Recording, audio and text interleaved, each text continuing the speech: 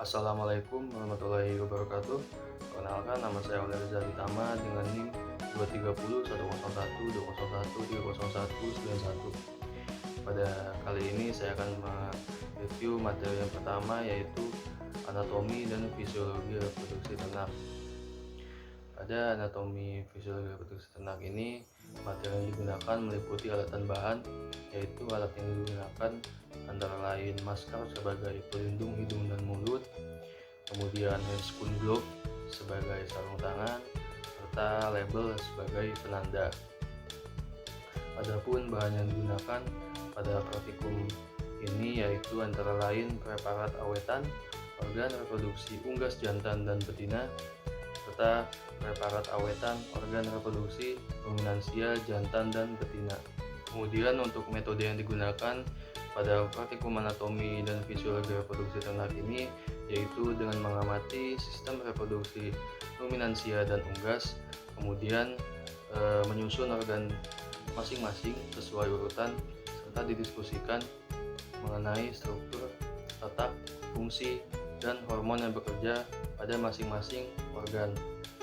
Pada organ reproduksi jantan ruminansia yaitu terdiri dari pertama adalah testis. Testis berfungsi sebagai tempat penghasil spermatozoa dan hormon testosteron.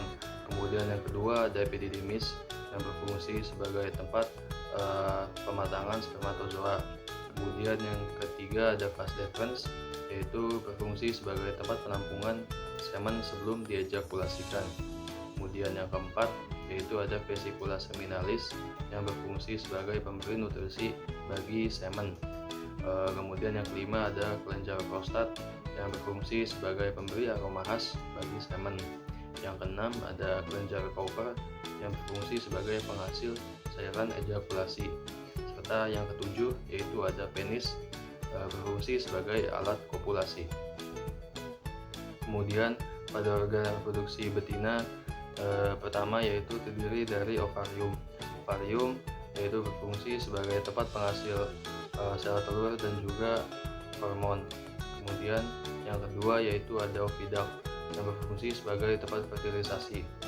Yang ketiga yaitu ada uterus, berfungsi sebagai tempat berkembangnya fetus. Kemudian yang keempat ada cervix yang berfungsi sebagai tempat penyeleksian sperma yang masuk. Kemudian yang kelima ada vagina yang berfungsi sebagai alat kopulasi. Serta keenam ada vulva yang berfungsi sebagai sistem urinari. Selanjutnya yaitu pada organ reproduksi jantan unggas, yaitu pertama terdiri dari testis. Testis yaitu berfungsi sebagai tempat penghasil spermatozoa dan juga hormon. Kemudian yang kedua ada epididymis yang berfungsi sebagai tempat pematangan spermatozoa. Kemudian yang ketiga ada vas deferens yang berfungsi sebagai tempat penampungan semen sebelum diejakulasikan. Dan juga terakhir yaitu adalah papila, yaitu berfungsi sebagai tempat keluarnya spermatozoa. Kemudian pada organ reproduksi unggas betina yaitu pertama terdiri dari ovarium. Ovarium berfungsi sebagai tempat penghasil sel telur dan juga hormon. Kemudian yang kedua ada oviduct, berfungsi sebagai tempat fertilisasi, yang mana di sini terbagi menjadi 3 bagian, yaitu infundibulum, magnum, dan isthmus. Kemudian yang ketiga ada uterus, yaitu berfungsi sebagai tempat berkembangannya fetus. Kemudian yang keempat ada vagina, yaitu berfungsi sebagai alat kopulasi. Dan juga kelima yaitu kloaka yang berfungsi sebagai tempat keluarnya telur dan juga pengeluaran feses. Sekian dari penjelasan saya, terima kasih. Mohon maaf apabila ada kesalahan. Wassalamualaikum warahmatullahi wabarakatuh.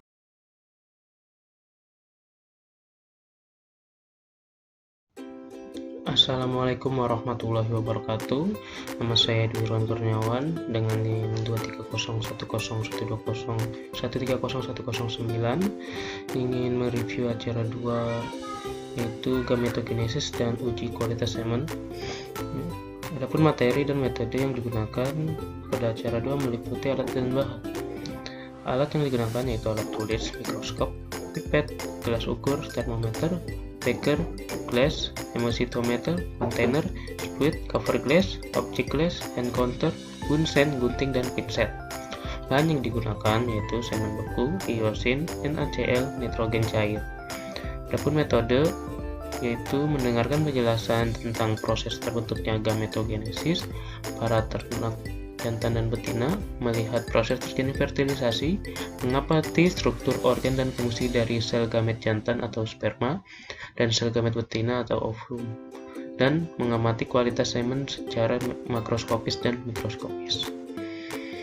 Pertama itu ada gametogenesis. Gametogenesis jantan atau spermatogenesis merupakan proses pembentukan sel spermatozoa yang terjadi di organ kelamin atau gonad jantan, yaitu testis, tepatnya di tubulus seminiferus.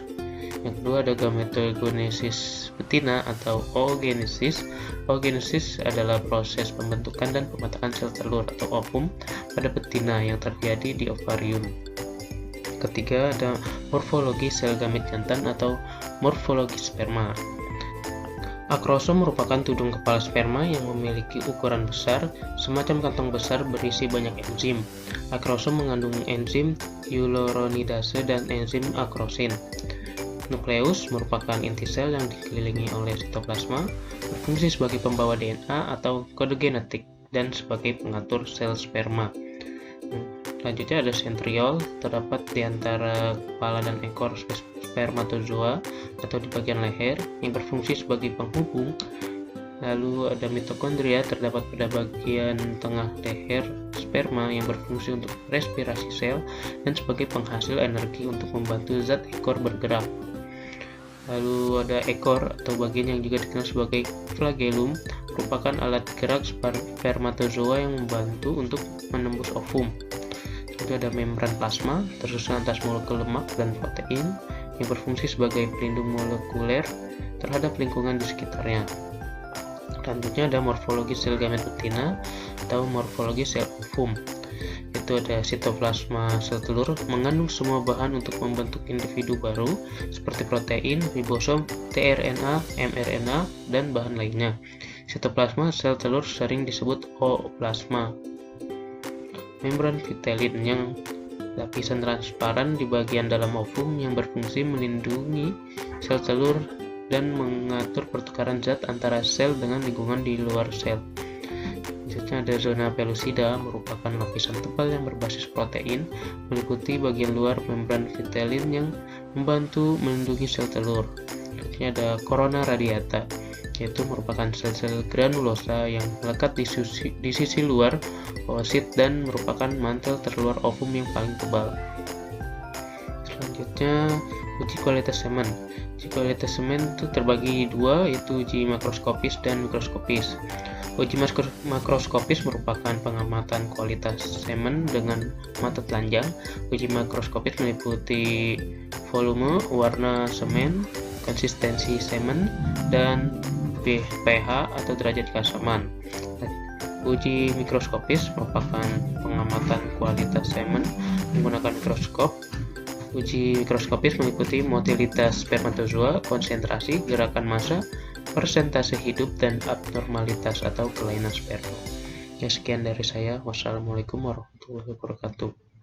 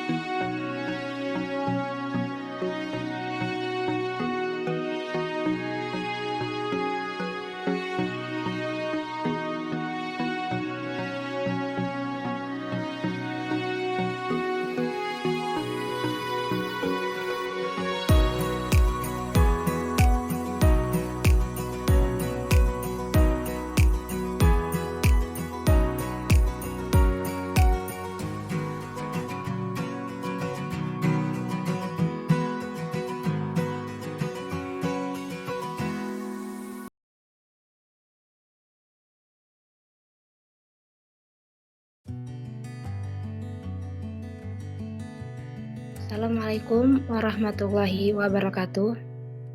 Kami dari kelompok 11 Ilmu Reproduksi Ternak dari kelas B akan menjelaskan mengenai acara 4 dari praktikum, yaitu perampungan dan pembuatan semen beku. Penampungan semen adalah suatu metode mengambil semen ternak jantan dengan menggunakan bantuan alat berupa artificial vagina pada kambing ataupun ternak lainnya dan menggunakan beker glass pada ayam. Penampungan semen ternak jantan dilakukan untuk mengefisiensikan penggunaan semen untuk perkawinan ternak.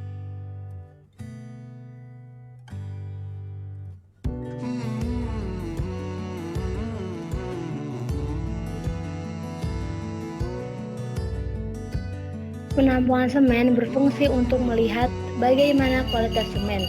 Hal ini dilakukan untuk meningkatkan angka kebuntingan. Rizal et al. Mengatakan bahwa faktor yang menyebabkan rendahnya kebuntingan adalah kualitas semen yang digunakan. Karena itu, penampungan semen menjadi penting. Terdapat 3 metode penampungan semen, yaitu metode vagina bulatan, metode elektroejakulator, dan metode pengurutan. Metode vagina buatan dengan menggunakan vagina buatan. Herdis pada tahun 2012 mengatakan bahwa metode vagina buatan adalah yang paling banyak digunakan. Sedangkan metode elektroejakulator adalah penampungan semen dengan alat yang bernama elektroejakulator. Metode pengurutan adalah metode penampungan semen pada ayam dengan memijat bagian atas ayam.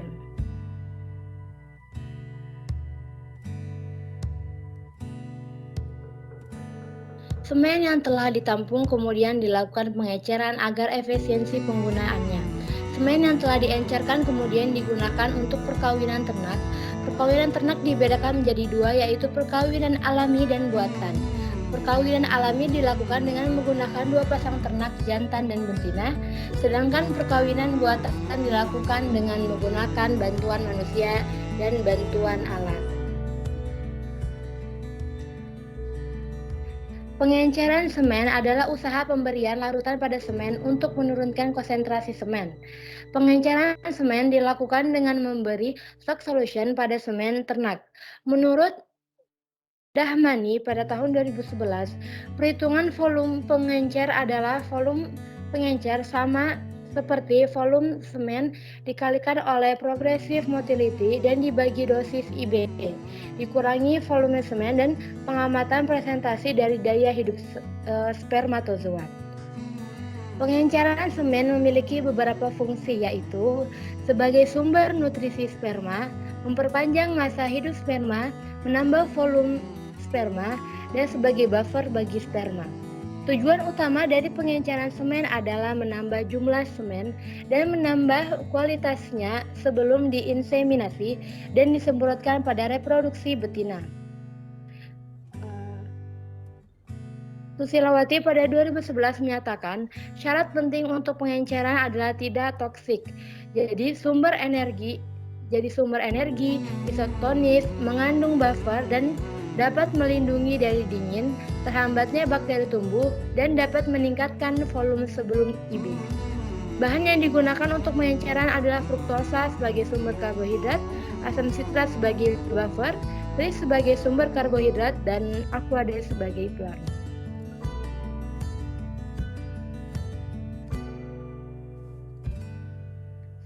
Sedangkan semen beku sendiri adalah semen yang telah ditampung kemudian dibekukan.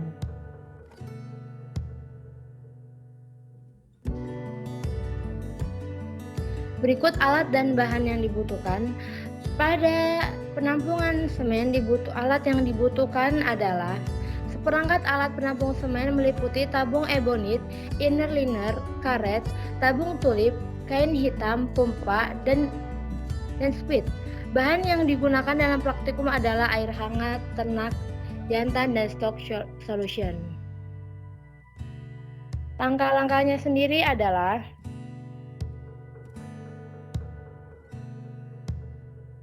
tadi itu ada alat dan bahan untuk metode vagina buatan. Langkahnya adalah pertama, masukkan inner liner ke tabung ebonil. Kedua, karet kedua sisi. Ketiga, masukkan inner liner kedua pada sisi satunya. Keempat, masukkan air panas. Kelima, tiup vagina buatan pada atasnya dan ditutup dengan jari pada satu sisi. Keenam, beri lubricating gel. Ketujuh, tampung semen dengan vagina buatan yang telah dibuat. Itu adalah untuk metode vagina buatan. Sedangkan untuk pengenceran semen sendiri, materi yang digunakan adalah timbangan analitik, magnetic stirrer, dan magnet. Bahan yang digunakan adalah 100 ml Aquades, asam sitrat sebanyak 1,7 gram, fruktosa 1,3 gram, dan tris 3,03 gram. Langkah-langkahnya adalah: pertama, timbang seluruh bahan sesuai kebutuhan. Kedua, letakkan Aquades di atas magnetic stirrer dan homogenkan tris selama 30 detik. Ketiga, tambahkan asam sitrat dan homogenkan selama 30 detik. Keempat, tambahkan fruktosa dan homogenkan 30 detik. Sekian dari kelompok 11. Terima kasih atas perhatiannya. Wassalamualaikum warahmatullahi wabarakatuh.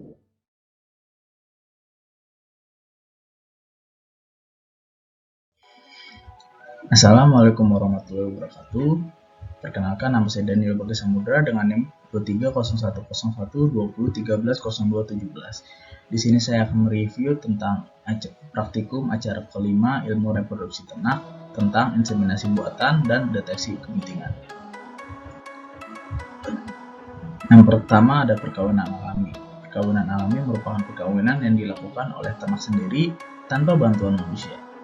Dengan naluri alam, ternak melakukan perkawinan terhadap betina yang sedang birahi.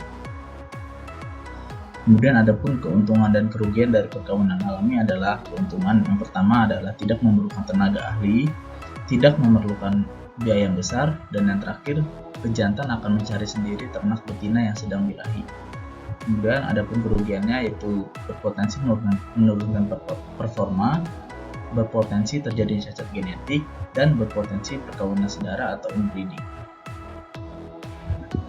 Kemudian ada inseminasi buatan. Inseminasi buatan merupakan suatu cara teknologi untuk melakukan perkawinan pada ternak dengan memasukkan semen yang telah diencerkan terlebih dahulu, yang kemudian dimasukkan ke dalam organ reproduksi betina menggunakan metode dan alat khusus. Adapun keuntungan dan kerugian menggunakan inseminasi buatan adalah: yang pertama adalah keuntungannya menghemat biaya, memperbaiki mutu genetik, dan yang terakhir mencegah penyakit menular dan inbreeding. Kemudian kerugiannya sendiri adalah gagalnya kepentingan, kemudian terbuangnya waktu bila tidak terjadi kepentingan, dan yang terakhir kerugian material IB seperti semen dan alat IB lainnya. Kemudian ada deteksi birahi. Deteksi birahi merupakan keadaan di mana ternak betina mau melakukan perkawinan dengan jantan. Fungsi dari deteksi birahi adalah untuk memaksimalkan masa estrus pada ternak untuk melakukan fungsi reproduksinya. Kemudian ada pun ciri-ciri dari ternak yang birahi adalah vulvanya terlihat seperti 3A, abang, aboh, dan angat.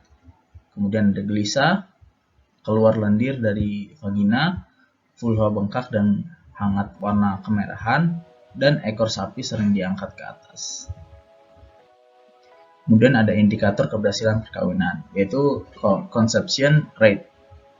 Merupakan ukuran dalam penilaian keberhasilan inseminasi dengan menggunakan perhitungan jumlah sapi betina yang bunting pada inseminasi yang dilakukan pertama. Kemudian yang kedua ada non-return rate atau NRR. Merupakan salah satu ukuran yang sering dipakai untuk menggambarkan persentase ternak yang tidak kembali minta kawin atau bila tidak ada permintaan inseminasi lebih lanjut dalam waktu 28 sampai 35 atau 60 sampai 90 hari. Kemudian yang terakhir ada service preconception, yaitu jumlah inseminasi yang dibutuhkan oleh betina sampai terjadinya kebuntingan. Deteksi kebuntingan merupakan salah satu cara untuk menentukan keadaan ternak bunting atau tidak dengan metode khusus. Tujuannya adalah untuk mengetahui apakah ternak dalam keadaan bunting atau tidak, untuk dilakukan tindak lanjut saat ternak bunting atau tidak. Kemudian ada 3 metode yang digunakan untuk mendeteksi kebuntingan, yaitu Deagesdek, yang merupakan penggunaan urin sapi dimasukkan ke dalam tabung reaksi, kemudian diteteskan dengan melakukan pendahuluan. Apabila terbentuk suspense coklat kekuningan, maka ternak positif bunting. Untuk memastikan, diteteskan lagi sebanyak 5 tetes lalu penegas. Apabila terbentuk endapan, berarti ternak positif bunting. Kemudian yang kedua, metode palpasi puting, yang merupakan suatu teknik yang menggunakan indera peraba tangan di ambung ternak untuk membuktikan apakah ternak dalam keadaan bunting atau tidak. Dan yang terakhir adalah palpasi rektal. Salah satu cara yang tepat untuk memeriksa kebuntingan pada sapi secara klinis, dan ketelitiannya tergantung pada keterampilan dan pengalaman pemeriksa dengan meraba alat reproduksi melewati dinding rektum. Sekian dari review saya. Wassalamualaikum warahmatullahi wabarakatuh.